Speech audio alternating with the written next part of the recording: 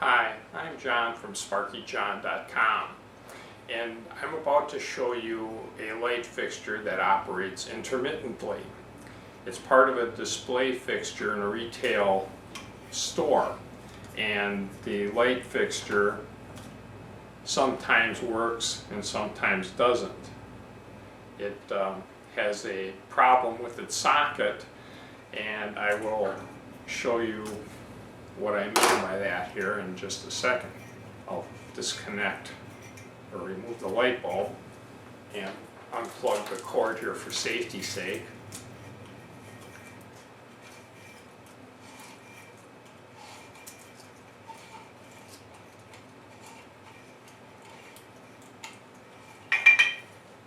And it's a brand new bulb, it's not a problem with the bulb.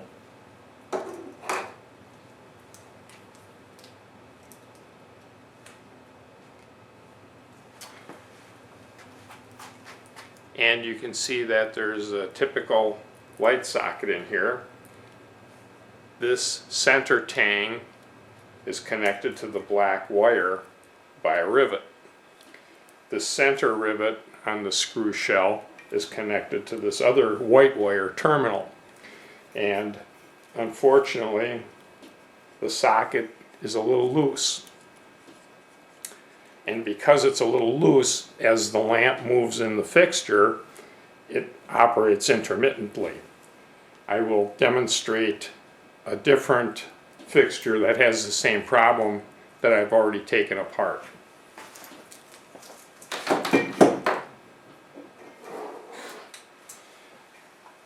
I've removed the screws that held it through the back and removed the cord strain reliefs, so that you can get a better view of this socket.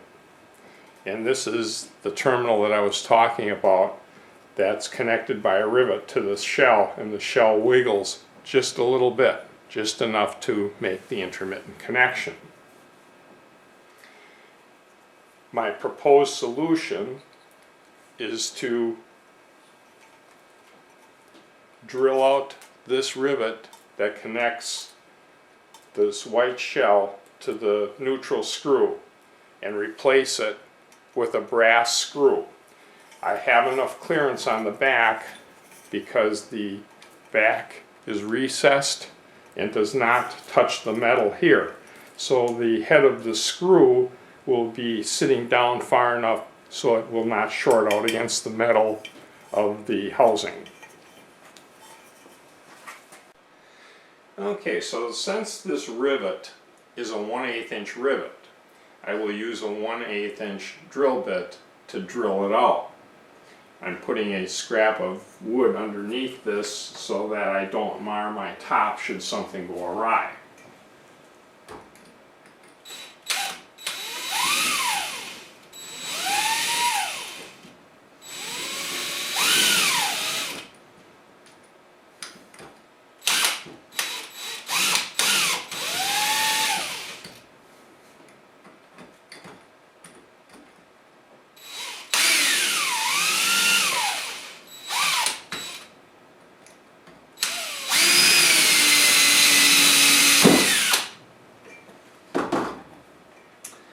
Okay, and here is the rivet. Okay, so I now have that out. I'm going to use what is known as a 440 screw. In other words, it's a number 4 screw with 40 threads per inch. And I use brass screws because they are somewhat conductive and will not rust and are less likely to have a metallic reaction with the aluminum of the shell. Now, the screws that I buy are a 1/2 inch long, which is going to be way too long for this application. So what I will do is that this wire crimper has a screw cutting function, and I can thread the screw in to whatever length I want. And then as I cut it and then back the screw out, it cleans the threads up. But first I have to determine how long of a screw I would need.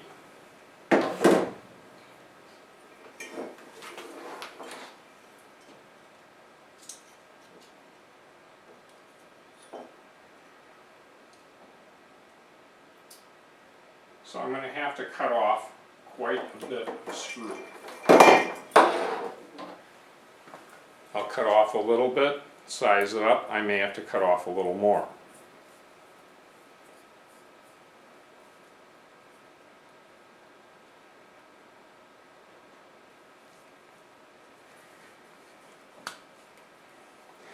Brass is relatively soft and cuts fairly easily, plus it is a small diameter screw.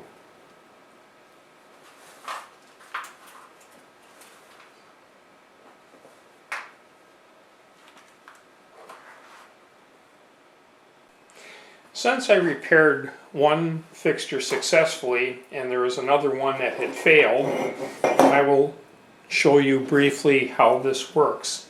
This, you might be able to see, this collar here has been damaged by the heat from the incandescent bulb and may break as I try to remove it.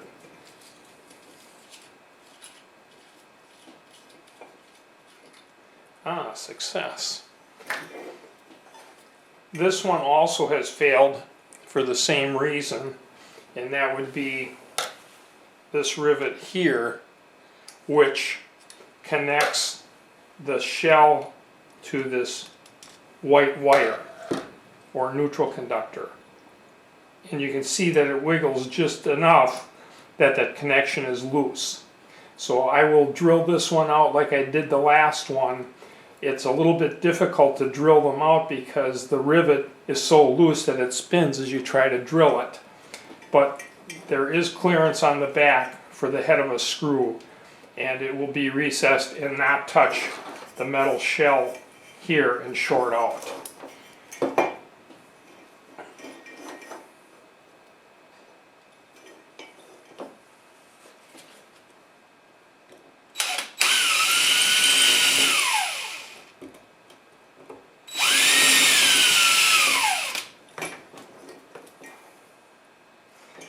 You know, it is trying to spin on me, so we'll see. Oh, I did get that out.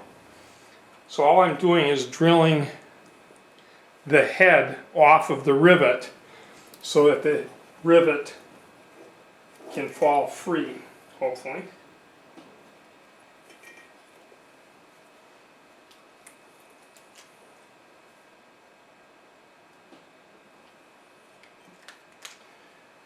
But apparently I'm not there yet.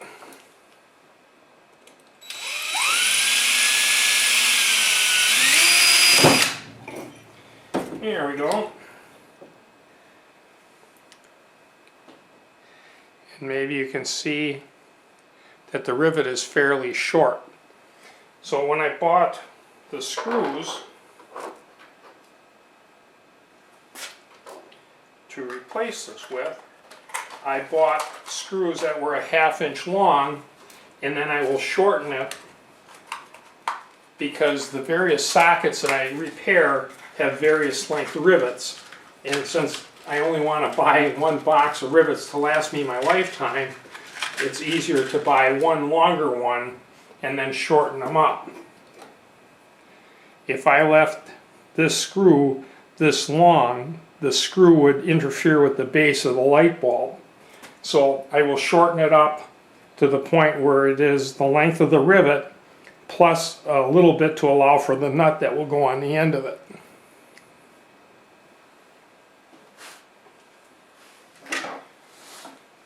So I have this handy dandy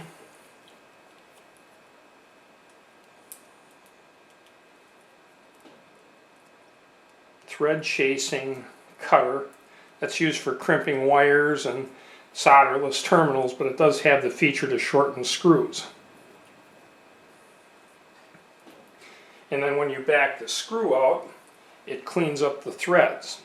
So I'll kind of try to gauge it by how much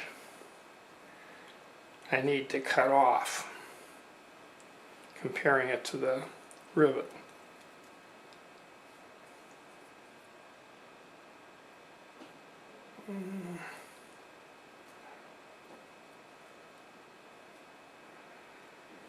Okay, we'll try that. Okay. And sometimes I have to use a screwdriver to back it out because the edge that has been cut is a little ragged.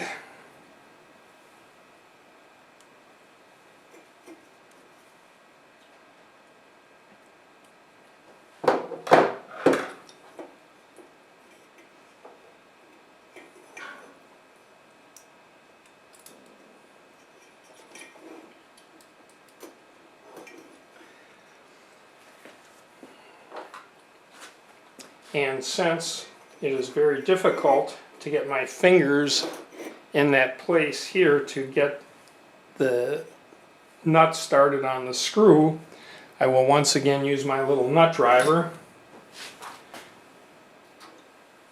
and I will stack it full of the nuts so that they come right out to the end, since I don't have a good way to start the nuts on a screw like that is that short.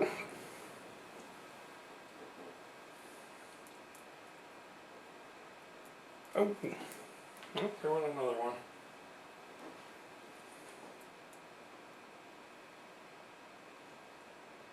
Okay. So then, oops, there went another one.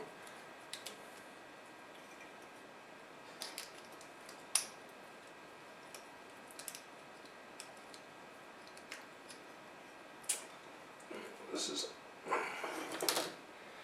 see, they didn't go in straight, they were at an angle. So now I have to reinsert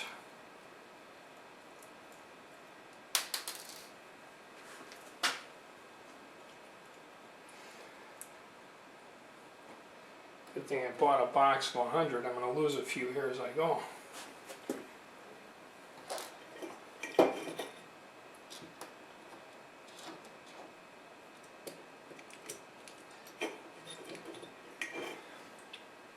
Now the only reason I'm pursuing this solution with this socket is this is not a socket that is available locally at a hardware store or a lighting supply store. This is a specialty fixture for a display. Otherwise it's much faster to buy a replacement and be done with it.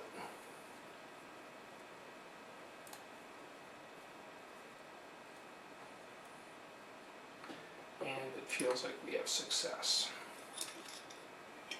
And we do. So I have the nut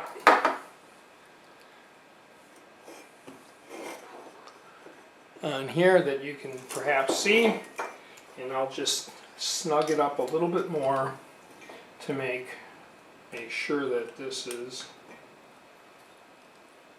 mechanically tight. I don't want to over tighten it, but I do need it to be firmly in place. Now that screw is just a little bit longer than I would perhaps like it to be, but I'm not going to change it at this point, and I think it'll be fine in terms of light bulb clearance. We'll put this together here quickly and test it and see.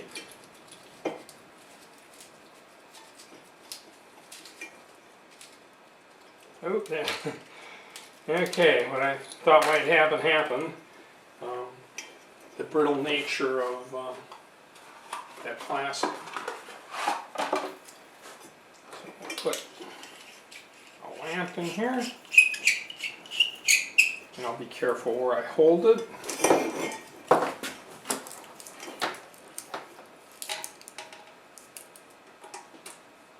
And it works. 2 down, and I'll do one more, but now that you see the pattern and how it's done, that should suffice for this time. Okay, the materials I used on this project were obtained at McMaster.com. McMaster Car is a huge industrial supplier, and anybody with a credit card and an internet connection can order from them. They have a huge array of products, hardware, tools, fasteners, and it's a very easy site to navigate. The screws that I purchased were a number 4 screw with 40 threads per inch, and it's a 1/2 inch long, and it's brass, which is non-reactive and somewhat of a conductor, and in contact with aluminum it'll work just fine. The key to making the fastener work is a 440 undersized machine screw hex nut. It is only 3/16 of an inch wide instead of the usual 1/4 inch. Both of these come in quantities of 100. These come in various lengths, but if you go to McMaster.com, you'll find these products there. I hope this helps you.